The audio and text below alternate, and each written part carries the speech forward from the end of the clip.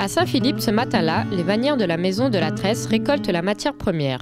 Donc là, avec un couteau, on va prendre feuille par feuille. C'est pas facile là parce qu'il est dans un fond. Donc, normalement, il faut couper bien à la base pour pas abîmer, pour pas perdre en fait. Mais là, on va essayer.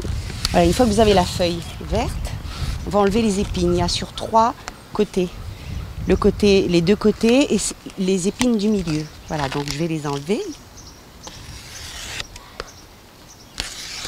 Voilà, donc une fois qu'on a enlevé les épines, ensuite, vous fendez les feuilles à la largeur que vous voulez. Voilà, donc là, par exemple, je vais fendre en 3. Voilà, là, vous avez les brins.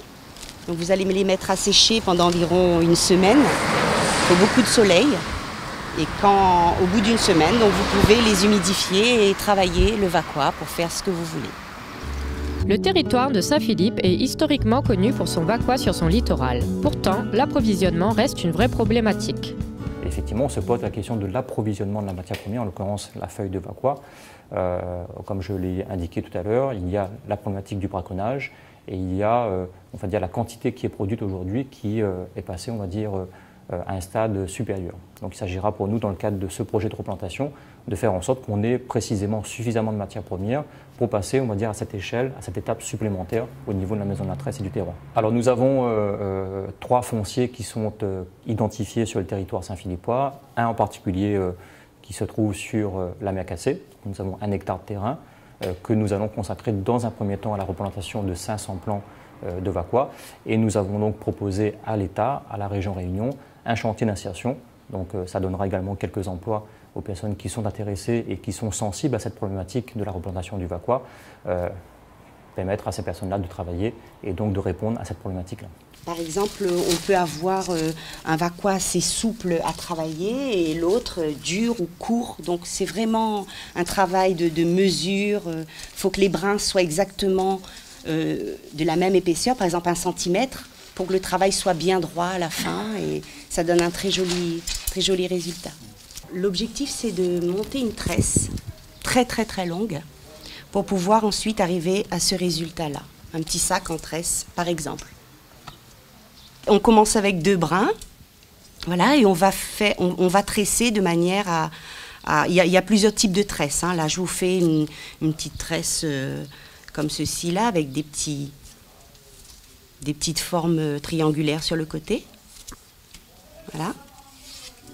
Comme Marie-Lou Guimbert, elles sont 13 femmes à la maison de la Tresse à transformer les feuilles séchées en un produit fini. Un savoir-faire unique qu'elles ont acquis en formation ou en héritage familial. L'idée, c'est faire en sorte que le savoir-faire saint-philippois puisse effectivement se marier en quelque sorte avec tous les savoir-faire qu'on peut retrouver par exemple à l'Entre-deux ou effectivement dans d'autres communes. Il y a le tressage du choca, il y a également le tressage en fait de la paille chouchou. Donc là, je pense effectivement à mon collègue de Salazie qui aussi est très attaché à cette identité-là. Donc il y a un savoir-faire réunionnais globalement en matière de tressage qu'il nous faut davantage faire connaître et faire en sorte effectivement que les touristes puissent en un lieu, ici Maison de la Tresse ou dans d'autres lieux, découvrir cet art traditionnel du tressage.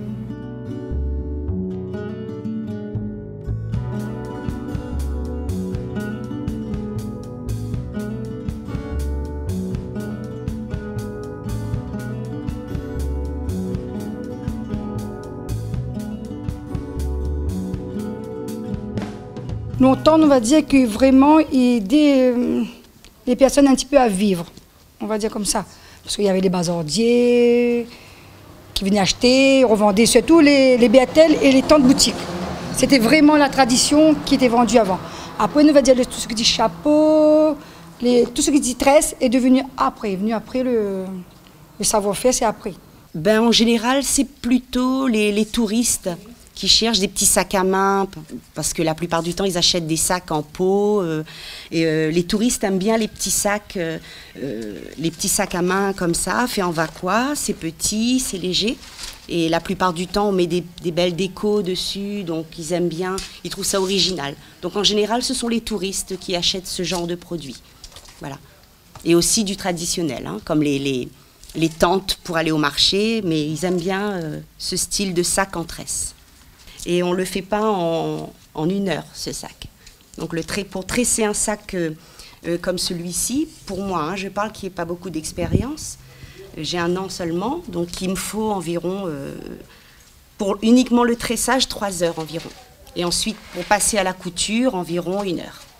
Voilà, donc en gros 4 heures. À l'échelle régionale, la problématique qui se pose chez nous, en tout cas de l'approvisionnement en matières premières, se posera nécessairement, on va dire, au niveau régional. Si on veut exporter des produits de qualité, parce que nous sommes là, on va dire, sur un créneau de qualité, donc il s'agit de rester sur ce créneau-là, il faudra effectivement régler cette question de l'approvisionnement. Nous avons commencé avec ces chantiers d'insertion-là, de replantation de Vacquois sur les fonciers dont j'ai parlé tout à l'heure. Je pense qu'il y aura effectivement une politique de structuration des filières au niveau régional, de manière à pouvoir répondre à la demande aussi bien localement que mondialement.